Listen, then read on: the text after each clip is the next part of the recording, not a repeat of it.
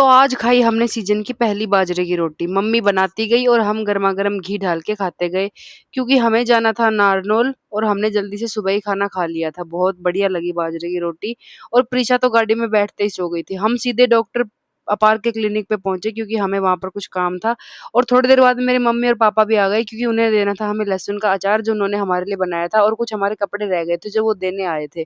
उसके बाद मम्मी को हम लेके चले गए सीधा मार्केट में कुछ खरीदने के लिए, वहाँ पे हमने कुछ खाया-पिया और क्लिनिक पे अपॉइंटमेंट लेके हम आ गए सीधा वापस अपने घर, मम्मी-पापा को बाय बोल के।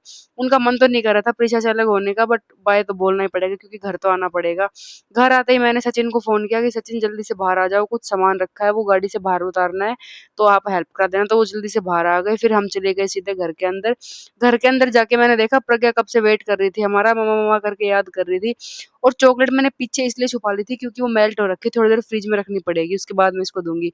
मैं इनके लिए लेके आई थी जलेबियाँ, सबसे पहले मैंने दी सचिन को और बारी-बारी से दोनों मम्मियों को भी टेस्ट कराई, उनको भी अच्छी लगी।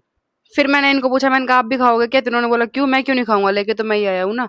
फिर सचिन ने मेरे को प्रज्ञा की वीडियो दिखाई कि देखो भाभी आपके जाने के बाद प्रज्ञा का हाल। फिर हमने खाया खाना और अचार जो मम्मी ने भेजा था।